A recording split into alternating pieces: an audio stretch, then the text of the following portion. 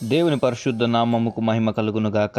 ఈ క్రీస్తు పరిచర్య అనేటువంటి యూట్యూబ్ మాధ్యమం నుండి వెలువడుతున్న అనుదిన దేవుని వాగ్దానాన్ని వింటున్నటువంటి క్రీస్తు పరిచర్య అనుచరులకును విశ్వాసులకును యావత్ ప్రపంచానికి ఈ దినపు నా శుభాభివందనాలు తెలియజేస్తున్నాను. ప్రియ దేవుని బిడ్డలారా, మీరందరూ కూడా సురక్షితంగాను ఆరోగ్యంగాను సంతోషముగాను ఉన్నారని నేను భావిస్తున్నాను. మనకు కలిగినటువంటి ప్రతి పరిస్థితుల నుండి దేవుడు మనల్ని విడిపించి ఉన్నత స్థాయిలో నిలిపి నడిపించులాగున మనమందరం కలిసి ప్రార్థన చేస్తున్నాం. దేవుడు ఖచ్చితంగా ప్రార్థన ఆలకించేవాడు అనేటువంటి విషయాన్ని మీరందరూ గుర్తుపెట్టుకొని ముందు కొనసాగిపోవలసిందిగా నేను మిమ్మల్ని వేడుకుంటున్నాను. మరి నేటి వాక్య ధ్యానాంశంలోకి మనం తొంగి చూచినట్లయితే, ప్రియ దేవుని బిడ్డలారా, అందరిలో ఒక రకమైనటువంటి ప్రశ్న మొదలవుతుంది. అదేంటి అంటే, దేవుడు నిజంగా ప్రార్థన వింటాడా? దేవుడు ప్రార్థనను ఆలకిస్తే మా పరిస్థితులు ఎందుకు ఈ రకంగానే ఇంకా మారకుండా ఉన్నాయి అనేటువంటి ఆలోచన సహజంగా మనుషుల్లో పుట్టేటువంటి ఆలోచన. ప్రియ దేవుని బిడ్డలారా, మనకు చెవులు కలిగించిన వాడు దేవుడే.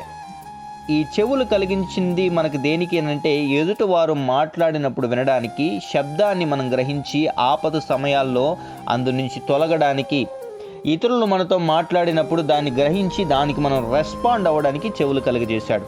బైబిల్లో ఒక మాట ఉంటుంది, చెవులు కలుగ చేసిన వాడు వినకుండా ఉండునా అని. కాబట్టి నీకంటూ చెవులు కలుగజేసిన వాడు ఖచ్చితంగా నీవు ఎదుట వ్యక్తి మాట్లాడితే వినడానికి ఇదిగో ఉపయోగపడేటట్లుగా నీ శరీరంలో ఒక భాగాన్ని పెట్టినటువంటి దేవుడు, మరి నీవు మాట్లాడితే వినడా? నీవు ప్రార్థన చేస్తే ఆలకించడా? నీవు మొర్ర పెట్టితే చూడడా అనేటువంటి విషయాన్ని మనం ఎప్పుడు గ్రహించాలి. అందుకే ప్రియ దేవుని బిడ్డలారా, మన జీవితంలో కష్టం ఎదురైనప్పుడు, బాధ ఎదురైనప్పుడు, ఓ రకమైనటువంటి భయాందోళన కలిగించే పరిస్థితులు మన మీదకి ఎగసి పడినప్పుడు, మనం దేవుని సన్నిధిలో పెట్టే ప్రతి మొర్ర కూడా ఆయన సన్నిధికి చేరుతుంది. కానీ దేవుని దగ్గర నుంచి జవాబు పొందుకునే పర్యంతము, జవాబు పొందుకుని మన జీవితంలో ఆయన చేయదలిసిన కార్యము ఆయన ప్రారంభించే పర్యంతరము కూడా ఈ దురాత్మ సమూహాలు ఏం చేస్తుంటాయి అంటే, దేవుని సన్నిధి నుండి, దేవుని ప్రార్థన సహవాసములో నుండి, దేవుని దగ్గర నువ్వు ఎలా అయితే ఎదుగుతున్నావో ఆ ఎదుగుదలలో నుండి నిన్ను తొలగించి లోకంలో కలిపి వేయాలని నానా రకంగా ప్రయత్నం చేస్తూనే ఉంటాయి. కాబట్టి నేను ఒక మాటను మీకు చెప్పదలుచుకున్నాను. మన నడవడికలను దేవునికి అనుగుణంగా మనం మార్చుకున్నప్పుడు, దేవునికి అనుకూలంగా మనము ఆయనకు అందుబాటులో దగ్గరికి వచ్చినప్పుడు, దుష్టుడు మనల్ని ఏ రకంగా అయినా లోకంలోకి లాగివేయాలని ప్రయత్నం చేస్తాడు. కానీ వాడి ప్రయత్నాలు ఏవి కూడా సఫలీకృతం కావు. కానీ దేవునికి అందుబాటులో నీవు ఉంటున్నట్లు ఉండి లోకములో కూడా ఒక కాలు పెట్టిన ఎడల, లోక ఆశల వైపు కూడా మళ్ళిన ఎడల, లోకంలో ఉన్న రుచులను ఎరిగినటువంటి నీవు, అంటే మనమందరము కూడా లోకంలో ఉన్నటువంటి ఆశలు ఏ రకంగా శరీరాన్ని తృప్తిపరుస్తాయో ఎరిగినటువంటి మనము ఒకవైపు దేవునికి, ఒకవైపు లోకానికి ప్రాధాన్యత ఇస్తున్నప్పుడు దుష్టుడు మన జీవితాలలో తాండవమాడడానికి గల అవకాశాన్ని మనమే ఇచ్చిన వారమవుతాం. చూడండి ప్రియ దేవుని బిడ్డలారా, యేసుక్రీస్తు ప్రభువారు కూడా దురాత్మ సమూహాలను పట్టబడిన జనాంగం ఆయన దగ్గరకు వచ్చినప్పుడు వారిని స్వస్థపరిచాడు. ఇంకా ఎన్నడూ వీనిలోకి ప్రవేశింపకుండునట్లు నేను నీకు ఆజ్ఞాపిస్తున్నాను అని ఆ దురాత్మలను గద్దించాడు. మనం దేవుడి దగ్గరికి వెళ్ళినప్పుడు, దేవునికి అవకాశం ఇచ్చినప్పుడు, దురాత్మ మనల్ని వచ్చి టచ్ చేయడానికి అధికారాలు తగ్గిపోతాయి. ఒకవేళ దేవుడు నీ విశ్వాసాన్ని పరీక్షించడానికి, దేవుడు నీకున్నటువంటి నిరీక్షణను పరీక్షించడానికి కొన్ని సందర్భాల్లో నీ జీవితంలో సుడిగాలుల వంటి శ్రమలను అనుమతిస్తుంటాడేమో. కానీ మామూలుగా నీవు దేవుని మీద ఆధారపడిపోయినప్పుడు, దేవుని పూర్తిగా నమ్మినప్పుడు, ఆయన ఎదుటకు వచ్చినప్పుడు, ఆయన రెక్కల కింద ఆశ్రయము నువ్వు తీసుకున్నప్పుడు నిన్ను టచ్ చేసే సమస్యలు ఏవే ఉండవు. ఒకవేళ నిన్ను టచ్ చేసినను నీకు పెద్దగా నొప్పి అనిపించదు. కానీ నీవు లోకములో ఉండి దేవునికి దగ్గరవుతూ లోకంలో ఉండి రెండు పడవల మీద కాళ్ళు పెట్టి గనక నువ్వు నడుస్తున్నట్లయితే, వెళుతున్నట్లయితే, నీ మార్గాన్ని సాగిస్తున్నట్లయితే నీకు ఇదే రకమైన ఆలోచనలు మెదులుతుంటాయి. దేవుడు నా ప్రార్థన విన్నాడా? నా శ్రమ తీరుతుందా? నా కష్టము తీరుతుందా? నా ఆర్థిక ఇబ్బందులు తీరిపోతాయా, నా జీవితం మారుతుందా, నాకు ఉద్యోగం వస్తుందా, నాకు వివాహం జరుగుతుందా, ఇదిగో నేను పై చదువుల నిమిత్తమై విదేశాలకు వెళ్తానా, లేదా నా పరిస్థితి, నా జీవితం మారుతుందా అనేటువంటి ఆలోచన నీ హృదయాన్ని కలిచి వేస్తుంటుంది. విశ్వాస సహితమైన ప్రార్థన రోగిని ఎలా స్వస్థపరుస్తుందో, మానసికమైన రోగముతో ఆందోళన చెందుతున్న నీవు కూడా విశ్వాసముతో ప్రభు దగ్గరికి రాగలిగితే, విశ్వాసంతో పరిపూర్ణంగా లోకాన్ని విడిచిపెట్టేసి దేవుని మీద ఆధారపడగలిగితే, నీ జీవితంలో ఎదురయ్యేటువంటి ప్రతి క్వశ్చన్ మార్క్ కూడా, నీ జీవితంలో ఎదురయ్యేటువంటి ప్రతి సమస్యకు కూడా పరిష్కారము, సమాధానము ఆయనే అనుగ్రహిస్తాడు. ప్రియ దేవుని బిడ్డలారా, వాక్యం క్షుణ్ణంగా మీకు అర్థమవుతుందని నేను అనుకుంటున్నాను. నీ జీవితంలో తలెత్తినటువంటి ఆ ప్రశ్న ఏదైతే ఉందో, దేవుడు ఆలకిస్తాడా, దేవుడు సహాయం చేస్తాడా అనేటువంటి ఆలోచన ఏదైతే ఉందో, నీవు ఏ నడవడికలో ఉన్నావో దాన్ని నువ్వు సరి చేసుకున్నట్లయితే, నిన్ను వెనక్కి లాగేటువంటి పరిస్థితులు ఏవైతే ఉన్నాయో వాటిని నువ్వు విడిచిపెట్టగలిగితే, వాటిని నువ్వు మర్చిపోగలిగితే, ఆ ప్రాంతాల నుండి దేవుడిని బయటికి రమ్మన్నటువంటి ప్రాంతాల్లో నుండి నువ్వు రాగలిగితే, నీ జీవితంలో ఆశీర్వాదం జరుగుతుంది. నీ జీవితంలో క్వశ్చన్ మార్క్గా మారిపోయినటువంటి ఆ ప్రశ్నలు ఏవైతే ఉన్నాయో వాటన్నిటికీ దేవుడు సమాధానాలు అనుగ్రహిస్తూ వస్తాడు. నీలో ఈ ప్రశ్నను తలెత్తినటువంటి దుష్టుడు నీ హృదయాన్ని కలవరపరిచి, దేవుడి నుంచి నిన్ను దూరపరిచి, దేవుడిని నీకు ఒక వ్యతిరేకమైన కోణంలో చూపించాలని ప్రయత్నం చేస్తున్నాడు. వాణ్ణి ఎదిరించేటువంటి శక్తిని దేవుడు నీకు అనుగ్రహిస్తాడు. నీ ఆలోచనల మీద, నీకు కలిగిన విశ్వాసం మీద నిన్ను దెబ్బతీసి నీ కుటుంబాన్ని నడి రోడ్డుకు లాగాలని ప్రయత్నిస్తున్న దుష్టుని ఎదిరించే స్థితిలోకి నీకు మారాలని ఆశ లేదా ప్రియ సహోదరి, సహోదరుడా? ప్రపంచాన్ని ఏలుతున్నాడు దుష్టుడు ఈ రోజుల్లో. భయంకరమైనటువంటి పరిస్థితుల్లోకి దేవుని నమ్మినటువంటి బిడ్డల్ని లాగేసి, ఎవరు కూడా వాళ్ళ జీవితాలను నాశనం చేసుకోవాలని ఏ మనిషి ప్రయత్నం చేయండి అన్న. కానీ ఈ దుష్టుడు కలిగిస్తున్నటువంటి అపోహలన్నిటిని గుడ్డిగా నమ్మేసి జనులందరూ కూడా ప్రభువుని దుఃఖపరుస్తూ అలా వాళ్ళ జీవితాలు పతనం చేసుకుంటున్నారు. కానీ ఏ మనిషి కూడా సహజంగా తనని తాను గాయపరుచుకోవాలని ప్రయత్నం చేయడు. అంటే విచక్షణ జ్ఞానం కలిగిన మనుషుల గురించి నేను మాట్లాడుతున్నాను, మతి స్థిమితం లేని వారి గురించి కాదు. అంటే వాళ్ళకున్నటువంటి స్థితిని బట్టి వాళ్ళు గాయపరుచుకుంటారు. ఇదిగో వాళ్ళ స్థితి సరిగ్గా ఉండదు కాబట్టి వాళ్ళని మనం జడ్జ్ చేయడానికి లేదు. కానీ విచక్షణ జ్ఞానం కలిగి ఏది మంచో ఏది చెడో తెలిసిన మనుషులు కొంతమంది ఉంటారు. వాళ్ళ కళ్ళు కప్పి లోకంలో కలిపివేయాలని, లోకంలో ఉన్నటువంటి అనేక రకమైనటువంటి ఆశలకు వారిని గురి చేసి, వారు తప్పులు చేసేటట్లుగా వారిని చేసి వాళ్ళని మరణానికి అప్పచెప్తుంది ఈ లోకంలో అధికారిగా తిరుగుతున్నటువంటి దురాత్మ సమూహాలు ఏవైతే ఉన్నాయో ఇవన్నీ వాడి కుట్రలు మీరు జాగ్రత్త కలిగి ఉండాలి. అందుకే క్రీస్తు పరిచర్యను అనుసరిస్తున్న ప్రతి బిడ్డలను కూడా నేను అందుకే అడిగేది, మీరు విశ్వాసంలో ఎదగండి, ప్రార్థనలో ఎదగండి. దైవ సేవకులను కాదు నమ్మాల్సింది, దైవ సేవకులు చెప్తున్నటువంటి వాక్యం ఏదైతే ఉందో ఆ వాక్యంలో ఉన్నటువంటి సారాంశాన్ని మీరు గ్రహించి అల్టిమేట్గా దేవుని వైపు తిరగాలంతే. అప్పుడు ఈ ప్రశ్నలు ఏ ఎదురైనా ఆయన సమాధానం ఇస్తాడు.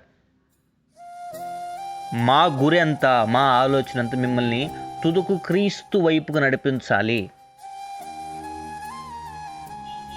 ఈ దినాన బైబిల్ గ్రంథంలోంచి ఒక వాక్యాన్ని నేను మీకోసం చదవాలని ఆశపడుతున్నాను. దయచేసి మీ దగ్గర పరిశుద్ధ గ్రంథం ఉన్నట్లయితే అందరూ కూడా తెరిచి చూడవలసిందిగా నేను మిమ్మల్ని వేడుకుంటున్నాను.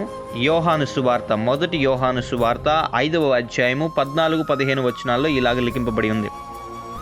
మనమేమి అడిగినను ఆయన మన మనవి ఆలకించునని మనం ఎరిగిన ఎడల మనం ఆయనను వేడుకొనినవి మనకు కలిగినవని ఎరుగుదుము.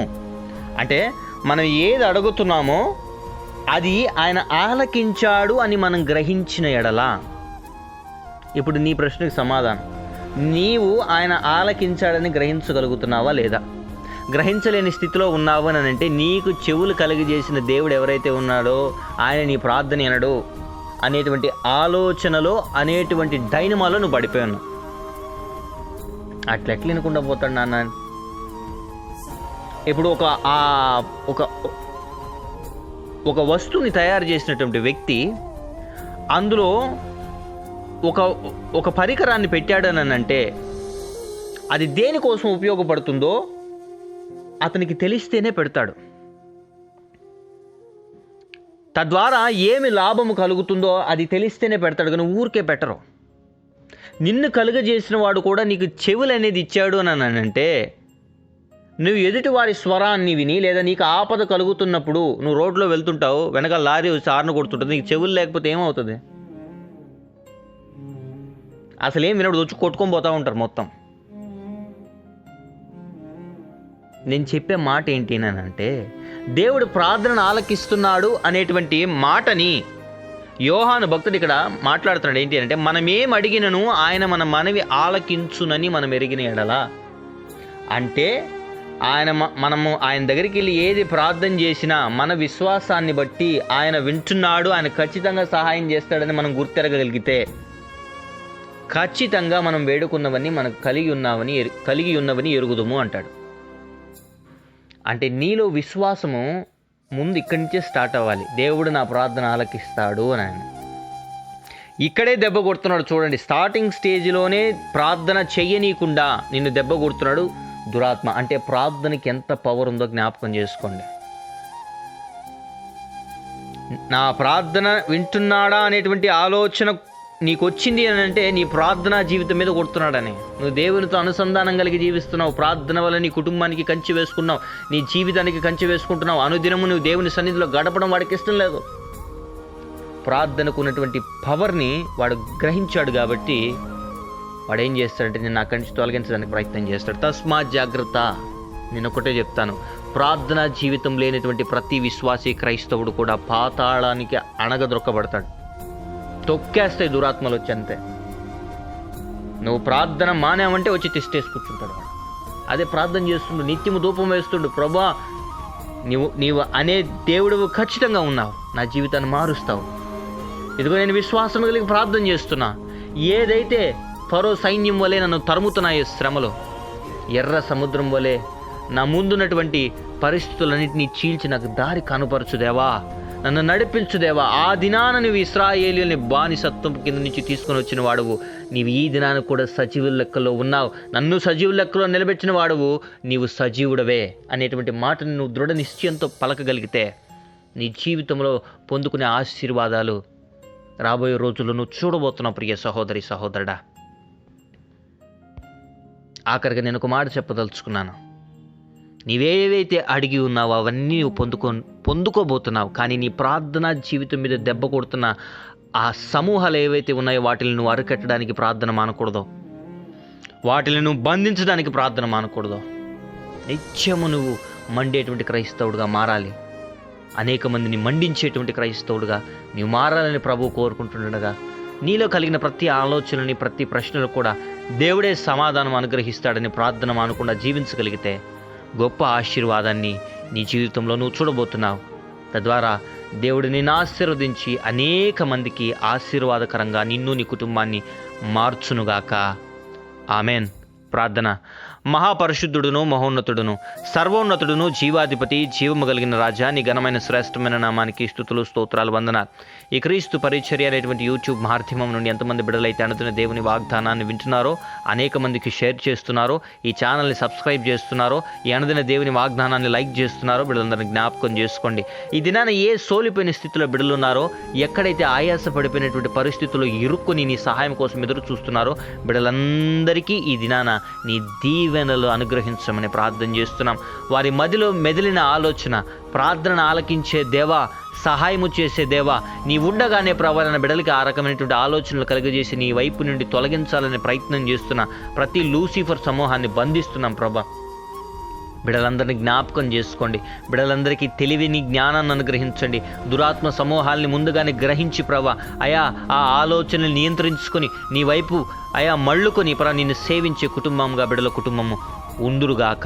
మరి ఎంతమంది కుటుంబాలైతే భార్యాభర్తలు విడిపోయిన స్థితిలో ఉన్నారో, అన్నదమ్ముళ్ళు విడిపోయిన స్థితిలో ఉన్నారో, తల్లిదండ్రులు బిడ్డలు విడిపోయిన స్థితిలో ఉన్నారో, ప్రతి కుటుంబాన్ని నీవు కట్టమని ప్రార్థన చేస్తున్నాం. వారి విశ్వాస సహితమైన ప్రార్థన వారి కుటుంబంలో కార్యము జరిగించునుగాక. ఎంతమంది బిడ్డలైతే ఉద్యోగాలు లేమిలో ఉన్నారో బిడ్డలందరికీ ఉద్యోగాలను అనుగ్రహించమని ప్రార్థన చేస్తున్నాం. వివాహ సంబంధాల కోసం ఎదురు చూస్తున్నటువంటి బిడ్డలకి సాటి అయిన సంబంధాలు వచ్చి ఘనంగా వివాహాలు జరుగునుగాక. కుటుంబాల మధ్య గొడవలు, కొట్లాటలు, భయంకరమైన అల్లరి ప్రభానైనా ఇదిగో ఈవిల్ స్పిరిట్స్ ఏవైతే తాండవం ఆడుతున్నాయో నజరేయుడైనటువంటి యేసు యేసు నామములో ప్రతి కుటుంబం నుండి విడుదల ప్రభావం ఇప్పుడే ప్రభావం ఆ బిడ్డలకి ఆ సమస్యల నుండి విడుదల కలుగును గాక. ప్రతి కుటుంబం నుంచి సమస్యలు పారిపోవును గాక ప్రభావం. ఆర్థికంగా నలిగిపోయినటువంటి చేతుల్ని అయా నీవు ఆశీర్వదించండి. వారి కష్టాజీతాన్ని ప్రభావం బిడ్డలు అనుభవించనీయకుండా చేస్తున్న దురాత్మ చీకటి అంధకార లూసిఫర్ సమూహాన్ని ప్రభావం యేసు నామములో బంధించమని ప్రార్థన చేస్తున్నాం ప్రభావం. బిడ్డలకి ఉద్యోగాలు రానియకుండా, వివాహాలు జరగనీయకుండా, బిడ్డల జీవితాల్లో దాంపత్యముల ప్రభావం గర్భఫలము లేకుండా ప్రభావం ఇదిగో గర్భాలు మూసినటువంటి దురాత్మలు కూడా బయటకు వచ్చునుగాక. సంపూర్ణమైనటువంటి స్వస్థత బిడ్డలకి కలుగునుగాక. రోగాల్లాగా నటిస్తూ ప్రభావం లోపలుండి శరీరాన్ని ప్రభావం ఇదిగో నాశనం చేస్తున్న ప్రతి దురాత్మని, ప్రతి చేతబడి అంధకార శక్తులను ఈ దినాన యేసు నామములో కాల్చివేస్తున్నాం, బయటికి రమ్మని ఆజ్ఞాపిస్తున్నాం. అయ్యా ప్రతి బిడ్డలకి సంపూర్ణమైన స్వస్థత, ప్రతి బిడ్డలకి సంపూర్ణమైన ఆరోగ్యం, బలము, ఆయుష్, శక్తిని అనుగ్రహించమని ప్రార్థన చేస్తున్నాం. మరి ఎంతమంది అయితే జన్మదినాలు, వివాహ దినాలు, బ్యాప్టిజం డేస్ జరుపుకుంటున్నారో బిడ్డల తల్ల మీదకి ఆశీర్వాదాలను, దీవెనలను కుమ్మరించమని ప్రార్థన చేస్తున్నాం. ఈ దినాన ప్రయాణ మార్గం నుండి బయలుదేరి వెళ్తున్న ప్రతి బిడ్డలకి సురక్షితమైన ప్రయాణ మార్గాన్ని అనుగ్రహించమని ప్రార్థన చేస్తున్నాం. దారిలో పొంచినటువంటి అవంతరాలు ఏవనను నజరేయుడైనటువంటి యేసు నామములు అన్నీ కాలిపోవునుగాక. బిడ్డలందరికీ సురక్షితమైన ప్రయాణ మార్గాన్ని అనుగ్రహించండి. ఏ ఉద్యోగ ప్రయత్నాల్లో ఉన్నను, ఏ రకమైనటువంటి వ్యాపార ప్రయత్నాల్లో ఈ దినమున్న బిడ్డలందరికీ సఫలీకృతను అనుగ్రహించండి. విదేశయానం కోసం ప్రయత్నం చేస్తున్న బిడ్డలందరికీ నిశ్చితమైతే ఆయా ప్రదేశాలకు, ఆయా దేశాలకు నడిపించండి. విదేశాల్లో ఉండి వాగ్దానాన్ని వింటున్న ప్రతి బిడ్డల జీవితంలో కార్యాన్ని జరిగించండి. సొంత గృహం లేక బాధపడుతున్న ప్రతి బిడ్డలకి ప్రభావైనా వారు నివసించడానికి వారికంటూ ప్రభావం ఈ భూమి మీద సొంతగా ఒక గృహాన్ని అనుగ్రహించమని ప్రార్థన చేస్తున్నాం. మరి ఎంతమంది బిడ్డలైతే ఆర్థికంగా ప్రభావైనా ఆర్థిక సహాయం కోసం ఇదిగో ఈ ఈఎంఐస్ ప్రభావం, క్రెడిట్ కార్డ్ బిల్స్ కానీ ప్రభావం లోన్స్ కట్టుకోలేక బాధపడుతున్నారో బ్యాంక్ అధికారుల నుంచి ఏ బిడ్డలకి కూడా ఎటువంటి ఒత్తిడి లేకుండా వీరు చెల్లించు పర్యంతరం అధికారుల మనసుని ప్రభావం నీవు మార్చి ప్రభావం కొంత వెసులుబాటును బిడ్డలకు అనుగ్రహించండి. ఆ ఆర్థికంగా ప్రభావం వారు ఆ సమస్యలను తీర్చుకోవడానికి కూడా సహాయం నీవే అనుగ్రహించి నడిపించి కాపాడమని ప్రార్థన చేస్తున్నాం. సేవకుల మధ్యను, సంఘాల మధ్యను గొడవలను, ఆయా మనస్పర్ధలను, సంఘంలో విడిపోయే స్థితులను తీసుకుని వస్తున్న ప్రతి దురాత్మ అంధకార సమూహాన్ని బంధిస్తుంటాడు. మా దేశంలో ప్రభాన, మా ప్రాంతాల్లో వినబడుతున్నటువంటి దుర్వార్తలకు ఏ బిడ్డలు జడియకుండా ప్రభానైనా ఆయా లేస్తున్నటువంటి ప్రతి తెగులని ఆయా నీవే అణగదొక్కమని ప్రార్థన చేస్తున్నాం. ప్రతి బిడ్డలకి ఆరోగ్యాన్ని, బలాన్ని, శక్తిని అనుగ్రహించి నడిపించి ఈ దిన దీవులతో కాపుదలను అనుగ్రహించి కాపాడమని. లీగల్ మ్యాటర్స్లో ప్రభావం, ల్యాండ్ ఇష్యూస్తో లేకపోతే ప్రభావం కోర్టు కేసుల్లో అన్యాయమైనటువంటి తీర్పును అనుభవిస్తున్న ప్రతి బిడ్డలకు కూడా విడుదలను అనుగ్రహించి, న్యాయమైన తీర్పును అనుగ్రహించి, నీ సహాయాన్ని అనుగ్రహించి కాపాడమని. స్తుతి, ఘనత, మహిమా ప్రభావాలు నీకే ఆరోపిస్తూ యేసయ్య అతి పరిశుద్ధమైనటువంటి నామమున ఈ ప్రార్థన విన్నపములు అడిగి పొందుకొని ఉన్నాం మా ప్రియ పరలోకపు తండ్రి. Amen, amen, amen. Praise the Lord. May God bless you all.